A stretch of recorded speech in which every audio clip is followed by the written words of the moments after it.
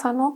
Ажил мэргэжлийн ганцаарсан зөвлөгөө хичээлийн маань энэ удаагийн сэдвээр бид нар мэргэжлийн чиг баримжаа тодорхойлох онцлогооны ярилцлаганд анхаарах ёстой зүйлс.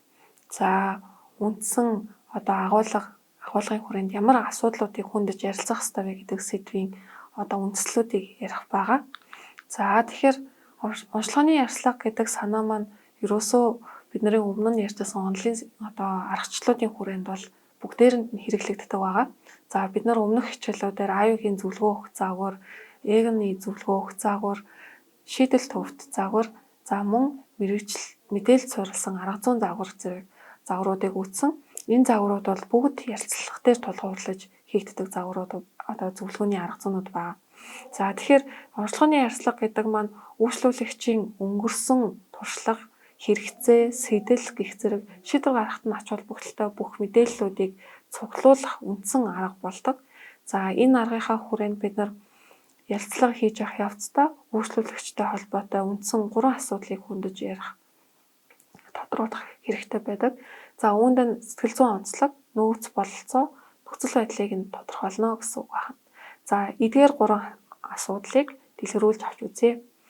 За онцлогооны шалгуур хүчин зүйл болохынхаа хувьд сэтгэл зүйн хүчин зүйл бол мэргэжил сонголтын тестүүдээс гадна өөр бусад сэтгэл зүйн аргачлалуудаар тодорхойлогдох боломжтой. Гэхдээ ажил мэргэжлийн зөвлөх заавал үргэлж сэтгэл зүйн тестүүдийг хэрэглээд авах боломж нөхцөл байдал бас шаардлагадахгүй. Бас тэр шаардлага тавигдахгүйгээс гадна ер нь бол үйлчлүүлэгч тэр болгон сэтгэл зүйн тест бүглэх сонирхол бас байхгүй байж болно. Тийм учраас эдгээр хүчин зүйлүүдийг ярилцлагын явцад бас тодруулах хэрэгтэй. Үүнд зам төлөв тодорхойлох, сонирхол ба үнэт зүйл, итгэл үнэмшил, суур хэрэгцээ, мэдрэмтгий байдал, өөрийн үнэлэмж, өөртөө итгэх итгэл зэргийг нь тодруулах шаардлагатай болдог. За зам төлөвийн тухайд үйлчлүүлэгч өөрийгөө хэрхэн яаж илэрхийлж байгаа вэ? Ер нь олон хүнтэй хамтран ажиллах сонирхолтой юу? Эсвэл ганцаараа цөөхөлхний ажилладаг ажил мэргэжлийг илүү сонирхдаггүй гэдэгт нь бас нөлөөлдөг. Ялангуяа үйлчлүүлэгч гадагшаа чиглэсэн хүн үү, эсвэл дотгошоо чиглэсэн хүн үү гэдэг зам төлөвийн онцлог маань өөрөө үйлчлүүлэгчийн ирээдүйд яг ямар хэлбэрийн ажил мэргэжлүүд илүү тохиромжтой вэ гэдгийг тодорхойлох бас нэг хүчин зүйл нь болдог байгаа. За нөгөө талаар сонирхол үнэт зүйлийг нь тодорхойлох нь бас үндсэн зорилго бол байгаа. За ингээд итгэл үнэмшлийн хувьд үйлчлүүлэгч яг ямар ажил мэргэжилд илүү тохиромжтой вэ гэдгийг бас судлах хэрэгтэй. Жишээлбэл магадгүй үйлчлүүлэгчийн өөрийнх нь итгэл үнэмшил олон нийтийн үйлчилгээний газар ажиллах нь төдийлөн тийм ач холбогдол амархан бишээ, хүндрэлтэй гэж итгэж үнэмшиж байгаа тохиолдолд энэ талын ажил мэргэжлийг санал болгох хэсэгтэрээ бас бодолцож үзэх хэрэгтэй гэсэн үг. Түүний дараагаар суур хэрэгцээ байгаа. Үйлчлүүлэгчийн суур хэрэгцээ бол ажил мэргэжил ажил ирж хайж байгаа мэргэжилтэй болох гэж байгаагийнх нь гол сэтэл тэмүүлэл нь юу вэ гэдэг дээр бас анхаарах хэрэгтэй гэсэн үг. Тухайлбал жишээ аваад үзэх юм бол үйлчлүүлэгч өндөр цалин хангамжтай болох хэрэгцээтэй байж болно. Нөгөө талаас илүү ажлын цаг нь уян хатан ажил мэргэжлийг хайжиж болно. Тэгэхээр энэ нь суур хэрэгцээг нь тодорхойлж байгаа бас нэг хүчин зүйл гэдгийг анхаарах хэрэгтэй. За мөн мэдрэмтгий байдлын ч гэсэн тодорхойлох хэрэгтэй. Үйлчлүүлэгч сэтгэл зүйн хувьд хит цочмог нөхцөл байдалд орж болохооргүй аль болох тайван байх хэрэгтэй ажил мэргэжлүүд байж болно. Жишээлбэл мөрдөн байцаах, цагдаа сэргийлэх, эмнэлгийн ажил мэргэжлүүд зарим тохиолдолд үйлчлүүлэгч цочирдмоор үйл явдлууд, зүр сургуудыг тулгардаг гэдгийг сануулах хэрэгтэй. Тэгэхээр энэ чиглэлийн ажил мэргэжил эзэмшиж байгаа тохиолдолд энэ үйлчлүүлэгч хэр эрүүл мэнд сэтгэл зүйн хувьд мэдрэмтгий бай гэдгийг нь тодорхойлох хэрэгтэй. За тэгээд өөрийн үнэлэмж болон өөртөө итгэх итгэлийг нь бас авч үзэх хэрэгтэй. Зарим тохиолдолд үйлчлүүлэгч олон зүйлийг чаддаг мөртлөө өөртөө итгэлгүй байх, өөрийгөө голох тохиолдлууд байж болно. Нөгөө талаас төдийлөн сайн чаддгүй ч гэсэн өөртөө итгэлтэй оролдож үзэх сонирхолтой байж болдог. Тэгэхээр энэ тал дээр үйлчлүүлэгчийн чадах зүйл рүү бас чиглүүлэх, нөгөө талаар үйлчлүүлэгчийн өсвөл эрмэлзлийг харгалзах гэдэг хоёрын тухайн нөхцөл байдал дээр үйлчлүүлэгчийн кейс болгон дээр та цензууртайгаар хандах шаардлагатай болно гэсэн үг байна. Үйлчлүүлэгчийн суур хэрэгцээтэй холбоотой мэргэжлийн үйл ажиллагааны үндсэн сэтлүүдийн талаар Оросын судлаач Томашевский тодорхойлсон байдаг. Ингэхдээ үндсэн ажил мэргэжлийн 4 сэдэл байдаг гэж үздэг. Нэгдүгээрт нь үр өгөөж чиглэсэн сэдэл. Энэ нь илүү материалын хэрэгцээгээ хангах, өндөр цалин хангамж авах сонирхолтой байдаг бол аюулгүй байдлын сэдлийн тухайд хүн өөрийнх нь эрүүл мэндэд хойр хохирол учруулахааргүй гэр бүлийн харилцаа, өөрт нь байгаа чухал үнэт зүйлүүдэд ямар нэгэн байдлаар аюул занал хийлэл болохооргүй тэр ажил мэргэжлүүдийг сонгох сонирхолтой байдаг ахна. Өөрийнхөө дуртай сэтгэл ханамж авахар тэр зүйлсүүдээ л хийх нь хамгийн чухал гэж үзэж байгаа тохиолдлууд гардаг бол бусдын санаа бодол нийцэх сэдэл нь эргэн тойрныхоо хүмүүсийн санаанд нийцүүлж ажиллахад анхаарал хандуулдаг. Өөрөөр хэлэх юм бол аав ээжийнхээ хүсэл мөрөөдлийг гүйцээх, аль эсвэл магадгүй найз нөхдийнхөө санал болгосноор мэргэжлээ сонгох зэрэг байдлаар сонгодог. Тэгэхээр эдгээр сэтлүүдийн аль нь вэ гэдгээс хамаарат үйлчлүүлэгчид тэр ажил мэргэжлүүд бас алийг нь бий болох боломжтой вэ гэдгийг зөвлөх, давхар, харгалзаж санал болгох хэрэгтэй болдог. Ер нь бол бусдын санаа бодол нийцүүлэх зорилгоор ажил мэргэжлээ сонгох нь төдийлөн зөв санаа бол биш гэдгийг зөвлөх мэдээ санал болгоно. Гэхдээ энэ тохиолдолд магадгүй эцэг эхийнхээ санаа бодлыг гүйцээх нь тухайн хүүхдийн хувьд чухал ач холбогдолтой байх юм бол энэ тал дээр яг өөрийнх нь сонирхолтой нийцж байгаа аль болох чадвартай нь дүүцэх тэр хэмжээний ажил мэргэжил мөн үү биш үү гэдэг дээр цаашаа дүгнэлт гаргаж шүүж шалгах хэрэгтэй болдог гэсэн үг. За тэгэхээр ажил мэргэжлийн ярилцлагын хүрээнд бол үндсэн 3 асуудлын хүрээнд бид нэр ярилцж байгаагийн 2-дугаарт нь бол үйлчлүүлэгчид байгаа нөөц болцооны асуудлуудыг хүндэх байгаа. Ингэхдээ үйлчлүүлэгч өөрийгөө хэрхэн үнэлж байгаа вэ гэдгийг юуны төрөнд тодруулах хэрэгтэй. За өөрийгөө ямар чадвартай гэж үзэж байгаа, өөрийнхөө чадварыг хангалттай сонирхож байгаа ажил мэргэжлээ эзэмшихэд хүрнэ гэж бодож байгаа юу, итгэж байгаа юу гэдгийг нь бас үнэлэх хэрэгтэй. Тэгэхээр үйлчлүүлэгчийн үнэлгээ заавал бодиттой байх албагүй ихэнх тохиолдолд субъектив байж болдог. Гэхдээ энэ субъектив үнэлгээ нь өөрөө яг уу гэхээр үйлчлүүлэгчийн хувьд яаж хэрхэн энэ бодит болох вэ гэдэг дээр үйлчлүүлэгч бас анхаарах ёстой гэдгийг сануулах хэрэгтэй байдаг.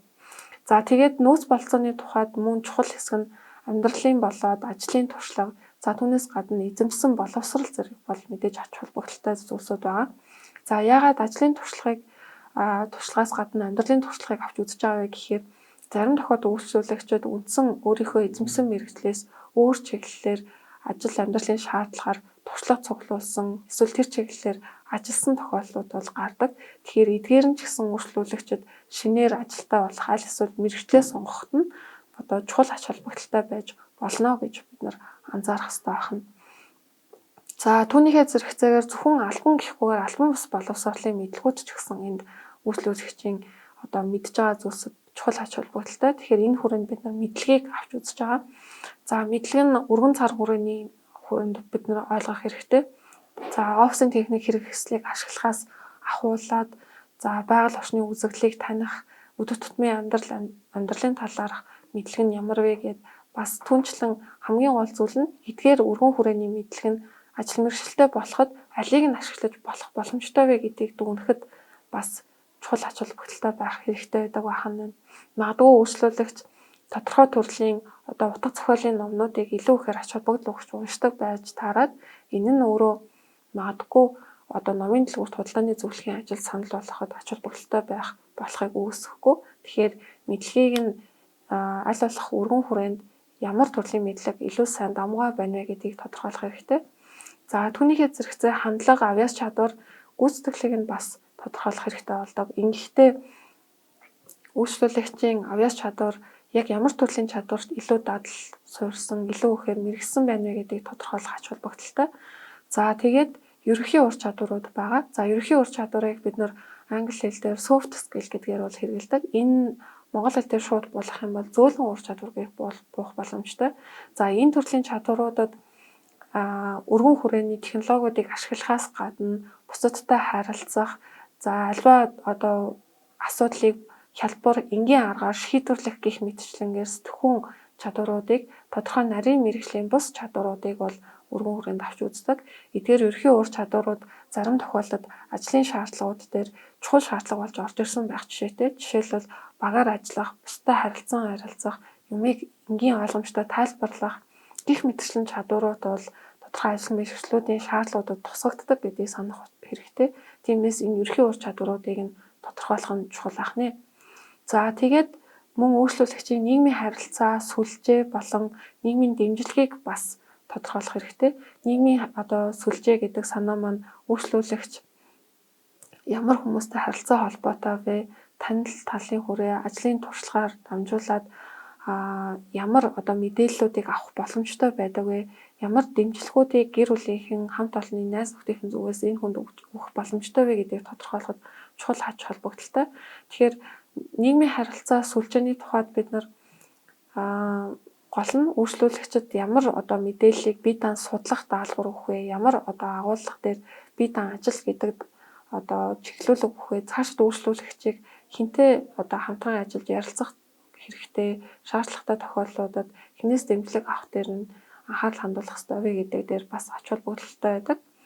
За тэгээд биеийн болон сэтгцэн эрүүл мэндийг тодорхойлоход чухал ач холбогдолтой хэсэг ба энд нь хөгжлийн бэрхшээлээс гадна давхар бие махбодын хувьд тодорхой урт хугацаанд өвдсөн өвчин зовлон байгаа юу? Эдгээр өвчин зовлон эргээд ажил эрхлэхэд сөрөг нөлөөтэй юу үгүй гэдгийг харуулж үзэх хэрэгтэй. Мөн сэтгцэн эрүүл мэндийн хувьд сэтгцэн эрүүл мэндийг нь тодорхойлох тэр хүчин зүйлүүдийг бас анхаарах хэрэгтэй. Нэг талаас оюун ухааны чадвар алдагдал, за нөгөө талаас бусдад харилцаанд нь нөлөөлөхөөр тийм хүчин зүйлүүд байж болцсохгүй бол эдгээрийг бас нарийн мэргэжлийн сэтгцэн эмчнэрээр тодорхойлох хэрэгтэй. За манайд яг сэтгцэн эрүүл мэндийн хувьд эрүүл хэсгийг тодорхойлдог эрх бүхий тодорхой байгууллагууд байдаг. Эдгээр байгууллагууд дээр очиж онцлогоо хэлэх талаар бас зөвлөгөө өгч болно. Хамгийн түрүүнд энэ байгууллагуудын жишээ бол сэтгцэн эрүүл мэндийн үндэсний төв байгаа. Тэгэхээр сэтгцэн эрүүл мэндийн үндэсний төв бол гаргаж байгаа онцлогооны үр дүн нь олон байгууллага дээр хүчин төгөлдөр байдаг учраас энэ байгууллагыг бас санал болгох боломжтой. За тэгээд 3 дахь хүчин зүйл хэсэг шалгуур бол орчны хүчин зүйл байгаа. Тэгэхээр орчны хүчин зүйлийн тухайд бол үйлчлүүлэгчийн гэр бүл, хамт олон, багш гээд тэр хүнд нөлөө бүхий хүмүүсийн хувьд яг юуг үнэлдэг, ямар харилцаа холбоо, дэмжлэг, хандлага үйлчлүүлэгчд үзүүлэх боломжтой байдаг. Ер нь хэм хэмжээ ёс зүйн хүрээнд яг ямар шаардлагуудыг энэ хүний хувьд хүрээлэн ба орчин тавьдаг вэ гэдгийг тодорхойлох ач холбогдолтой. Ингэснээр бидний бас анхаарах ёстой зүйл нь ажил мэргэжлээ сонгох, цаашаа суралцах гэдэг юм уу? Тэр бүх чадрууд дээр нийгмийн дэмжлэг нь хэр байгаа вэ гэдгийг давхар харж болдог. Хэрвээ 10 жилийн сургуулаа төгсөж байгаа сурагчдын хувьд аваад үзэх юм бол дийлэнх нь эцэгхийн нөлөө бол маш их байдаг мэргэжил сонголтонд нь. Гэтэл мэргэжлээ солихож байгаа эсвэл шинээр ажил мэргэжил эзэмшиж байгаа хүмүүсийн дахин ажил мэргэжил эзэмшиж байгаа хүмүүсийн хувьд бол ер нь бол санхүүгийн асуудал дээр нь дэмжлэг үзүүлэх хамт олон найз нөхөд гэр бүлийн хүмүүсийн дэмжлэг өөрөө чухал ач холбогдолтой байдаг. Тэгэхээр энэ дээр үйлчлүүлэгчид дараагийн алхмуудыг авахд энэ талаар мэдээллүүд бас биднэрт хэрэг болтгоо гэсэн үг байна. За тэгээд сүүлд нь бол боловсрол эзэмших, хөдөлмөр эрхлэх боломжуудын талаар бас судалж үзэх хэрэгтэй. Ингэхдээ үргэлжлүүлээд суралцах хүсэлтэй байгаа мэргэжлийнхээ сургалтанд явах цаг хугацаа нь ямар вэ? За нөгөө талаар санхүүгийн хувьд тэр боломж бас байгаа юу гэх зэргийг бол харах хэрэгтэй. Ялангуяа дахин боловсрол эзэмшиж байгаатай холбоотой хүүхдээ харж байгаа эмэгтэйчүүд бол боловсрол эзэмших сургалтанд суух цаг төдийлөн гардаггүй.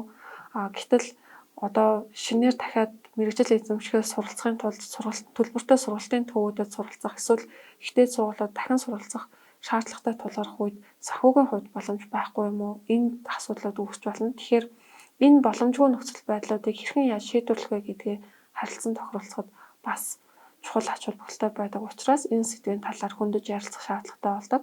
За хөдөлмөр эрхлэх ямар боломжууд байна вэ гэдгийг бас давхар үйлчлүүлэгчтэй ярилцах хэрэгтэй. Үүнийхээ тулд үйлчлүүлэгчийн сонирхол чадварыг зөвлөх өөрийнхөө дүнснээр танилцуулаад үүн дээр таны хувьд ийм байгаа одоогийн нөхцөл байдал дээр цаашид таны сонирхолд нийцсэн хөдөлмөр эрхлэх ямар боломжууд байгаа талаар мэдээж хэрэг зөвлөх, санал болгох хэрэгтэй. Үүнийхээ зэрэгцээгээр үйлчлүүлэгчид өөрт нь ямар сонирхож байгаа ажил мэргэжил байгаа вэ гэдгийг тодруулж ярилцах нь зөв байдаг байна. За тэгэхээр ер нь бол ажил мэргэжлийн хувьд бидний ярилцлагын явцад онцлогоон дээр анхаарч байгаа зүйл бол үндсэндээ үйлчлүүлэгчтэй харилцан итгэлцэл бий болгох л хамгийн гол зорилго гэдгийг санах хэрэгтэй.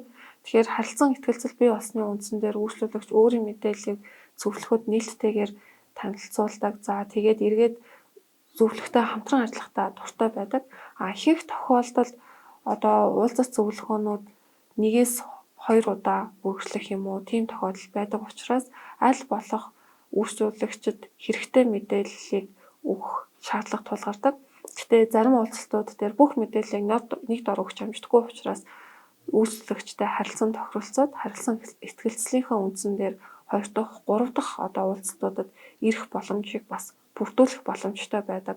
Тэгэхээр үйлчлүүлэгчид эхний уулзалтаас ахуулаад итгэлцэл бий болгохын тулд байцаах, шалгасан маягтай өнгө аястай асуултуудаас аль болох ярилцлагын явцад зайлсхийх хэрэгтэй.